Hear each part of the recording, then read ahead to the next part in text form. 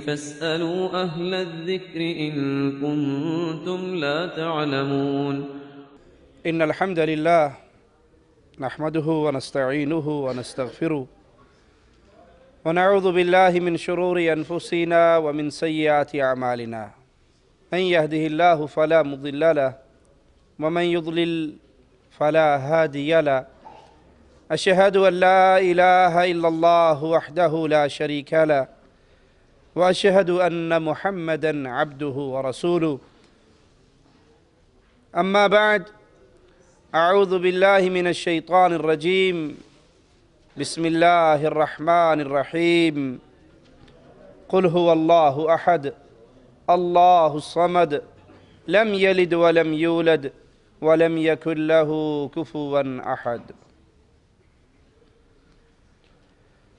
سائل کہتا ہے اگر عورت پہلے فوت ہو جائے تو کیا شوہر اس کا چہرہ دیکھ سکتا ہے اور اپنی بیوی کو غسل دے سکتا ہے؟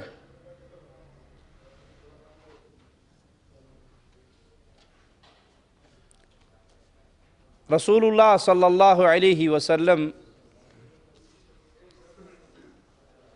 وفات سے کچھ پہلے بقیع قبرستان سے جب ہو کر آئے تو آپ کے سر میں درد شروع ہوا۔ سیدہ عائشہ رضی اللہ تعالی عنہا فرماتی ہیں کہ میرے سر میں بھی شدید درد تھا، تو اللہ کے حبیب علیہ السلام نے سر درد کی شدت کی بنا پر فرمایا وَرَأْسَا، کہ میرے سر میں درد ہے۔ سیدہ کائنات نے فرمایا اللہ کے نبی صلی اللہ علیہ وسلم میرے سر میں بھی بہت درد ہے۔ تو آپ نے سیدہ کے ساتھ گفتگو کرتے ہوئے فرمایا کہ اگر تم مجھ سے پہلے فوت ہو گئی تو میں تمہیں غسل دوں گا، میں تمہیں غسل دوں گا۔ ابو بکر صدیق رضی اللہ عنہ وارضا اپنے آخری ایام میں اپنے بیٹے عبد الرحمن سے کہتے ہیں کہ جب میں فوت ہو جاؤں تو اپنی والدہ کی مدد کرنا مجھے غسل دینے میں۔ اللہ کے نبی صلی اللہ علیہ وسلم نے اپنی زوجہ سے کیا کہا؟ اے عائشہ اگر تو فوت ہو گئی میری زندگی میں تجھے غسل دوں گا۔ ابو بکر صدیق نے کیا کہا؟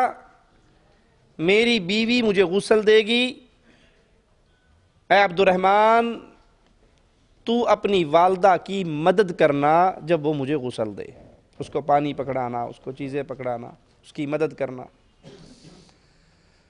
تو ان دونوں واقعات سے کیا ثابت ہوا کہ خاوند اپنی بیوی کو غسل دے سکتا ہے، بیوی اپنے خاوند کو غسل دے سکتی ہے۔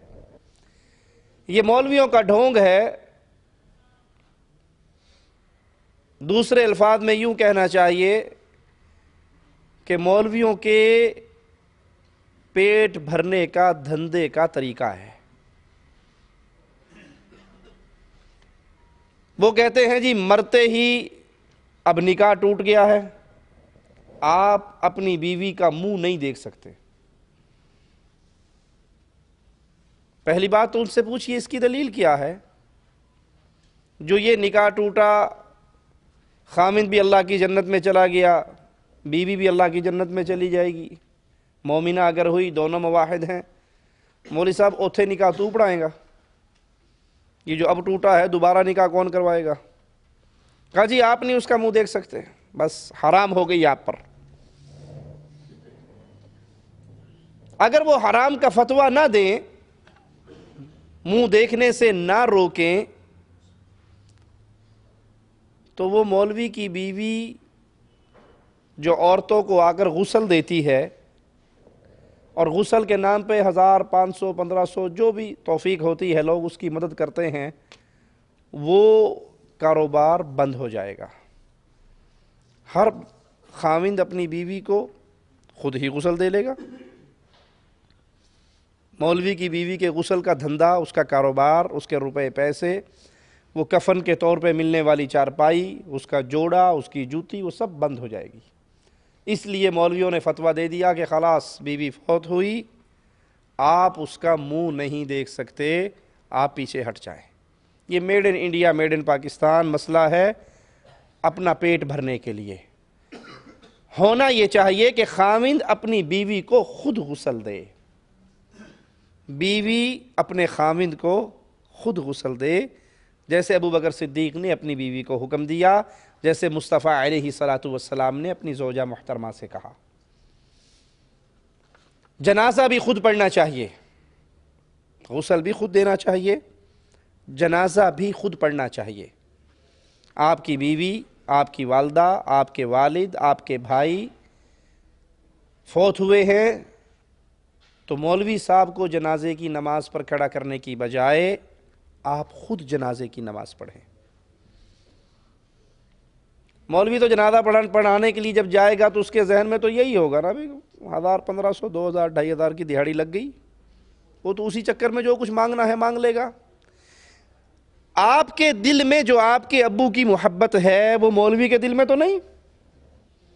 آپ کی والدہ، آپ کی زوجہ، آپ کی بہن، آپ کی بیٹی، آپ کا بیٹا، آپ کے عزیز، ان کا جو درد آپ کے دل میں ہے وہ مولوی کے دل میں، ٹھیک ہے؟ جتنے درد سے آپ اللہ کے سامنے جنازے میں رو سکتے ہیں، گڑ گڑا سکتے ہیں، اس کے لیے مانگ سکتے ہیں، وہ کوئی اور دل اتنا نہیں تڑپے گا۔ لہذا جنازے کی نماز بھی یاد کریں، جنازے کی دعائیں بھی یاد کریں، اور اگر کوئی قریبی فوت ہو جائے اس مولوی صاحب سے کہیں کہ میرے ابو فوت ہوئے ہیں، میرا دل چاہتا ہے میں اس کا جنازہ پڑھوں، میرا دل چاہتا ہے میں اپنی بیوی کا جنازہ پڑھوں، میں اپنی والدہ کا جنازہ پڑھوں۔ پھر اس میں لمبی دعائیں کریں، اللہ کے سامنے روئیں۔ یہ جنازے کی نماز مسلمان کا دوسرے مسلمان کے لیے تحفہ ہے، اللہ کے لیے۔ ہر بھائی سوچے ہم میں سے کتنے ہیں جن کو جنازے کی دعائیں یاد ہیں؟ تو امام صاحب اعلان کر دیتے ہیں، نیت کروا دیتے ہیں، اتنی تکبیریں ہوں گی، یہ ہوگا وہ ہوگا، اور پیچھے گونگے آ کر کھڑے ہو جاتے ہیں۔ گونگے کھڑے ہیں جنازے پہ، نہ کوئی دعا آتی ہے، نہ کچھ پڑھنا آتا ہے، نہ کچھ کہنا آتا ہے، زبان حال سے جیسے کہہ رہے ہوں بخشنا ہے بخش دے اللہ، نہیں بخشنا نہ بخش، سانو کی چپ کر کے کھلوتے ہیں، سانو کوئی شاندی کوئی نہیں، کھڑے ہیں چپ کر کے۔ اس سے بڑا بد نصیب اور کون ہوگا جو اپنے باپ کے جنازے کی نماز میں کھڑا ہو اور باپ کے لیے اللہ سے معافی مانگنے کی دعائی نہ اسے آئے؟ اس سے بڑا بد نصیب اور کون ہوگا جس کی ماں کا جنازہ پڑا ہے اور وہ اس کی نماز پڑھ رہا ہے جنازے کی، لیکن اسے نہیں معلوم وہ اپنے رب سے اپنی ماں کی، اپنی والدہ کی معافیوں کا سوال کیسے کرے۔ انڈین گانے سن لیجئے، 10 20 30 گانے سب کو یاد ہوں گے، قوالیاں یاد ہوں گی، شعر و شاعری یاد ہوگی، اور الٹی سیدھی باتیں بڑی یاد ہوگی۔ اگر نہیں یاد 100 میں سے 90 آدمیوں کو نہیں یاد تو جنازے کی نماز نہیں یاد، جنازے کا طریقہ بھی نہیں یاد۔ 2 رکعت نماز اندھیرا جو حال امام کا وہی میرا، اللہ اکبر۔ تو اللہ کے لیے جنازے کی نماز خود یاد کیجئے، اپنے بچوں کو یہ دعائیں یاد کروائیں۔ آپ والدین ہیں، ابھی آپ حیات ہیں، اپنے بچوں کو جنازے کی دعائیں یاد کروائیں۔ کل کو آپ مر جاؤ گے، کم از کم پیچھے کھڑے ہوگے، آپ کے لیے آخری نماز تو سکول سے پڑھ لے گا۔ اور آپ نے اس کو انگلش کی سمریاں رٹا دی، فزکس رٹا دی، بیالوجی رٹا دی، میتھ کروا دیا، سب کچھ کروا دیا، اور جنازے کی دعائیں یاد نہیں کروائی۔ آخری وقت آپ کو یہ کیا دعا دے گا؟ یہ مسئلہ مولویوں کا ڈھکوسلا ہے کہ عورت مر جائے تو اس کا چہرہ نہیں دیکھ سکتے، ایسی بات نہیں ہے۔ خامد اپنی بیوی کو غسل بھی دے سکتا ہے۔ کیا قبر پہ کھڑے ہو کر اذان دینا جائز ہے؟ کسی صحیح حدیث سے قبر پہ کھڑے ہو کے اذان دینا محمد کریم صلی اللہ علیہ وسلم کی حدیث کے مطابق ہمیں علم نہیں کہ کوئی صحیح حدیث ہو جس میں اللہ کے نبی نے یہ تعلیم دی ہو، صحابہ کرام نے یہ عمل کیا ہو۔ یہ بدعت ہے جو لوگوں نے بنا لی ہے۔ کہتے ہیں جی وہ اذان دینے سے فرشتے میت سے حساب لینا چھوڑ دیں گے۔ اذان سن کر شیطان کا بھاگنا تو ذکر حدیث میں آتا ہے، فرشتوں کے بھاگنے کا ذکر ہم نے کہیں نہیں پڑھا۔ اذان دو شیطان بھاگتا ہے، لیکن آپ کی اذان سے اگر فرشتے میت کا حساب چھوڑ کے بھاگنے لگ جائیں، واللہ عالم، ہم نے یہ کبھی نہ سنا ہے، نہ پڑھا ہے، نہ کہیں دیکھا ہے۔ یہ بھی ڈھکوسلے اور مولویوں کے کھانے کے دھندے ہیں۔ قبر پہ اذان دو، قبر پہ کھڑے ہو کے مردے سے کلمے پڑھواؤ۔ نہیں یقین آپ کو تو دیکھ لیجئے طاہر القادری صاحب کو۔ طاہر القادری صاحب کا ایک مرید تنویر قریشی فوت ہو گیا۔ وہ جنازے کے بعد قبر پہ لوگ آئے تو قادری صاحب کہنے لگے دعا وغیرہ سے فارغ ہو کر کے اب آپ چلے جاؤ، میں اور مفتی صاحب، ایک اور بڑے مفتی صاحب کھڑے تھے، ہم دو باقی رہیں گے، ہمارا کام باقی ہے، تمہارا کام ہو گیا تم جاؤ۔ پھر ہاتھ سے اشارہ کرتے ہیں دور چلے جاؤ۔ پھر مفتی صاحب سے کہتے ہیں آپ اذان دو۔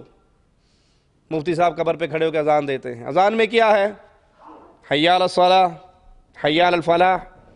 مردیا اٹھ کے نماز پڑھ لا، ٹائم ہو گیا، اس نے نماز پڑھنی ہے۔ یہ اذان تو زندوں کے لیے پکار ہے۔